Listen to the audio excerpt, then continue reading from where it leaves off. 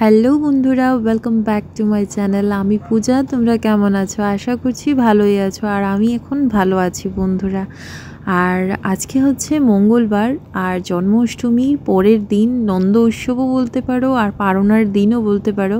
তো ঠাকুরদা এসে পড়েছেন, ঠাকুরদা ভোগের আয়োজন করছেন সব। আর রান্নার দিদিও এসে পড়েছে। রান্নার দিদি এদিকে সব সবজি কাটছে, রান্না বসিয়ে দেবে।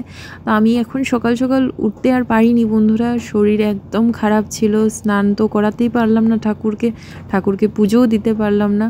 তো এসছি, এসে দেখি যে সকালে উঠেই দেখি আমি ঠাকুরদা এসে ঠাকুরদার কাজ যা যা হয় সব কিছু করছিলেন। আর এদিকে রান্নার দিদিও বসিয়ে দিয়েছে রান্না, পায়েসও হয়ে গেছে, সব কিছু কমপ্লিটই বলতে পারো। আর আমি জাস্ট এখন উঠলাম, শরীর দিচ্ছিল না বন্ধুরা। আর আজকের ব্লগে হয়তো আমাকে তোমরা দেখতে পারবে না বেশি, কারণ একদম ইচ্ছে করছিল না ব্লগ করার, মানে শরীরে দিচ্ছিল না। তবু তোমাদের জন্য আমি ব্লগটা শ্যুট করেছি, এখন এডিট করে তোমাদের সাথে শেয়ার করছি। তোমরা ব্লগটা স্কিপ করবে না, আশা করছি ভালো লাগবে তোমাদের। তো দেখতে থাকো বন্ধুরা।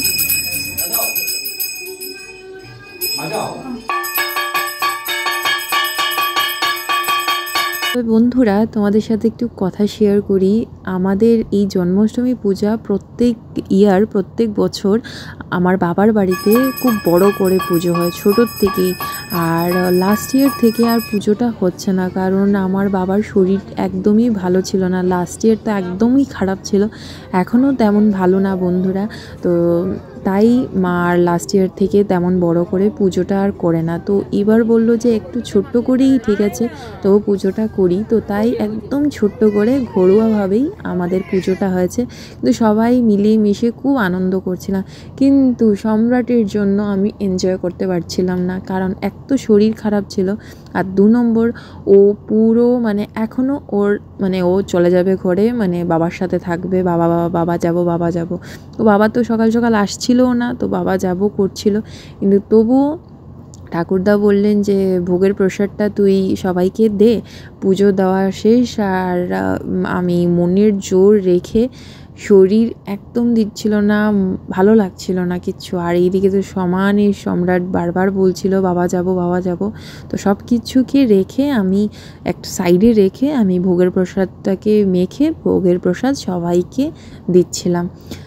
এইবার ফার্স্ট টাইম হলো যে আমি একদম এনজয় করতে পারিনি বন্ধুরা।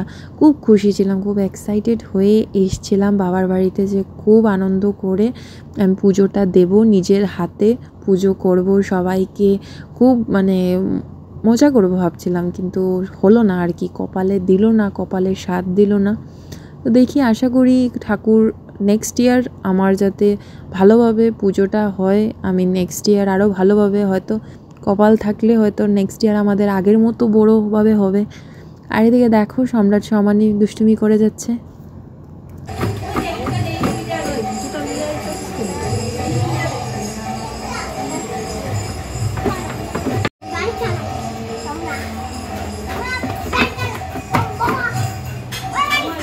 তারপর সবাই একে একে করে এসছিল, প্রসাদ গ্রহণ করছিল।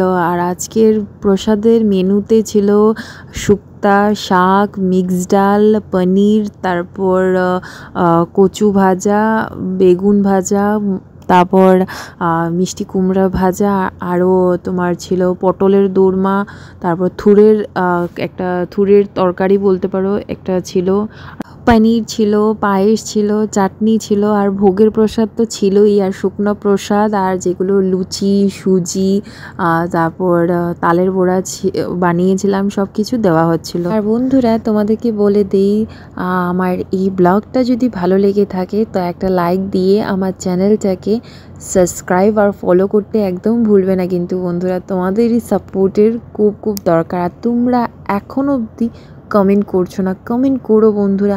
তোমরা কমেন্ট করবে, আমি তোমাদের নামটা নেক্সট ব্লগে শেয়ার করব, তোমরা কমেন্ট করবে।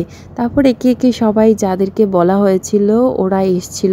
সবাইকে তো এবার বলা হয়নি, এবছর কাউকেই বলা হয়নি। মা জাস্ট এর আগের দিন আমাকে ফোন করে বলল আসার জন্য, আমি গেলাম, কোনো প্ল্যানিং ছিল না বন্ধুরা। খানো লাড্ডু তনু আর সম্রাট লাঠি দেবে তো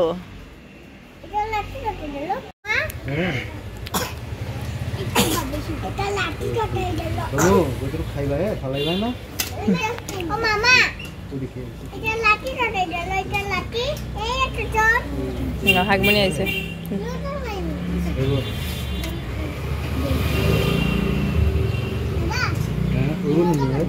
ওইব ওইব ঠিক আছে তারা ওই তনুরে দে অল্প অল্প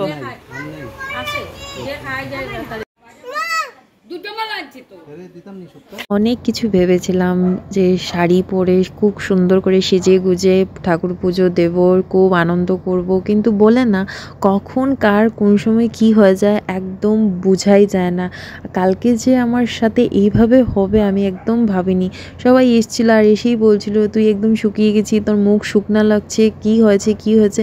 আমি ওদেরকে বলে বোঝাতে পারছিলাম না যে কালকে আমার একদম শরীর খারাপ করে মাথা ঘুরিয়ে মানে আমি বমি করেছি, মানে বোঝাতে পারছিলাম না। আর তো সবাই এসেছিলো যাদেরকে আমরা বলেছিলাম। তো এই বছর তো আমরা বড় করে পুজো করিনি, যে কজন 10-20 জনকে বলেছি ওরা এসেছিলো। ওরা সবসময়ই আসে, মার মানে একদম ক্লোজ বলতে পারো, যারা যারা এসছে আমাদের পাড়ারই। তো যারা পাড়ার এসছে সব সময়ই আসে ওরা। ওরা আমার বিয়েতেও এসেছিলো আর পুজোতেও আসে সব বাড়ি। তো এই বছরও এসছে। এবছর পিসিকে, আমার পিসি আসেনি, পিসিকে বলাও হয়নি, হয়তো মানে মা অ্যাকচুয়ালি প্ল্যানিং করে পুজোটা করেনি। এর আগের দিন জাস্ট বলেছিল যে পুজো দেবো ছোট্ট করে, তুই আসিস, বাস। আমি তো মানে এক্সাইটেড হয়ে যাব, মানে আমার বাড়িতে পুজো হচ্ছে, আমার বাবার বাড়ি কেন বলবো বাবা, এটা আমার বাড়ি, 25 বছর আমি আমার বাড়ি বলেছি, তো আমার বাড়িতে পুজো হবে আর আমি যাব না? মা এক কথা বলবে কি, আমি না বললেও আমি উড়ে চলে যাব। তো উড়ে চলে গেলাম। তো সবাই প্রসাদ খেলো, সবাই খুব সুন্দরভাবে মানে পুজোটা হলো। আর মা বলল যে পুজো যেহেতু হয়েছে তো একটু কীর্তনও হওয়া যাক। কীর্তনও আমাদের বাড়িতে হয়, সব বাড়ি যতবারই পুজো হয়েছে ততবার আমাদের সন্ধেবেলা মা একটা কীর্তনের আয়োজন করে। তো এই বছরও সেম মা কীর্তনের একটা আয়োজন করেছে। তো মা ভাবিনি যে সব কিছু সুন্দরভাবে হবে, মার আশাটা পূর্ণ হলো। কারণ বাবার যা শরীরের কন্ডিশন মানে এত খারাপ ছিল, লাস্ট ইয়ার আইসিইউতে ছিল। যারা আমাকে ফলো করো বা আমার ইউটিউব চ্যানেলে আমার প্রথম থেকে বন্ধু আছো, তোমরা জানো আমার বাবার শরীরটা খুবই খারাপ ছিল। তো এবছর যে পুজো হবে মা ভাবতেও পারিনি, তবু সুন্দরভাবে ঠাকুরের কৃপায়।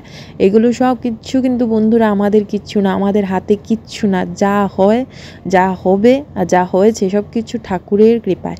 তো মার আশা পূর্ণ হলো। আর পুজোটা যা ভেবেছিল সুন্দরভাবেই হয়েছে, ছোট্ট করেই ঠিক আছে, সুন্দরভাবে হয়েছে। আর তোমাদের কেমন লাগলো কিন্তু বলবে কমেন্ট করে প্লিজ বন্ধুরা, আমাকে ভালোবাসা দাও, এইটুকুই বলবো। তো এখন কীর্তনটা শুনতে থাকো, কীর্তন স্টার্ট, তোমরা শুনতে থাকো কীর্তন।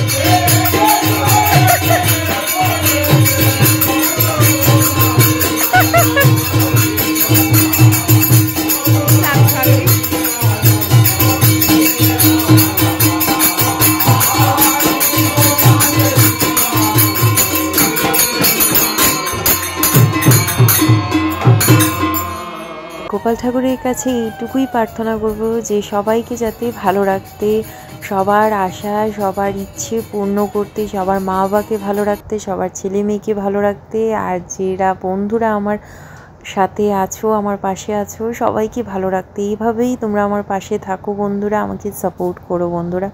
খুব ভালো থেকো তোমরা।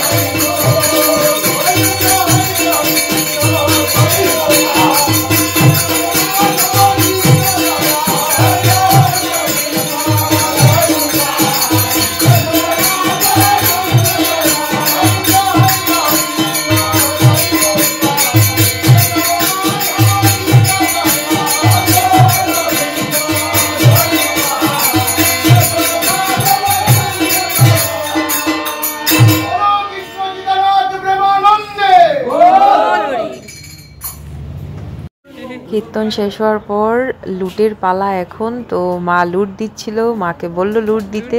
দেখো মা উপরে দিকে দেও, নাইলে হইতো না।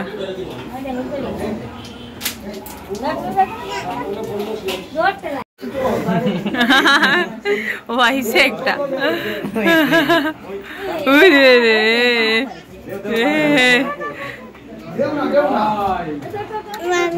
যাও যাও যাও যাও যাও বাবা, ওই আরেকটা দেও, আরেকটা দেও এখানে। যা যা, ওই যে বাবা, ওই যে পায়ের মধ্যে, পায়ের মধ্যে, পায়ের মধ্যে বাবা, পায়ের মধ্যে, ওই যে ওই যে এখানে, নে নে নে নে নে নে, ওই যে কলা, ওই যে কলা।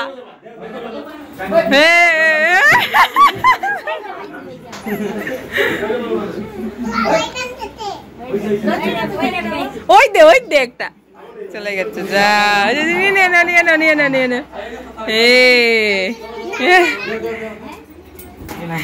তারপর কীর্তনও শেষ, লুট দেওয়াও শেষ। এখন কীর্তনীদেরকে প্রসাদ দেওয়া হচ্ছিল, আর মা আর আমি মিলে প্রসাদ পরিবেশন করছিলাম, প্রসাদ দেব বলে। আর এইভাবেই আমাদের জন্মাষ্টমী এই বছরের কাটলো বন্ধুরা। তোমাদের কেমন লাগলো আমাকে বলবে কমেন্ট করে, ভালো লাগলে একটা লাইক দিয়ে আমার চ্যানেলটাকে ফলো সাবস্ক্রাইব করে দিও, আর তোমাদের বন্ধুদের সাথে ফ্যামিলি মেম্বারদের সাথে ব্লগটা শেয়ারও করে দিও। চলো আজকের জন্য এইটুকুই থাক, আবারও দেখা হচ্ছে নেক্সট ব্লগে।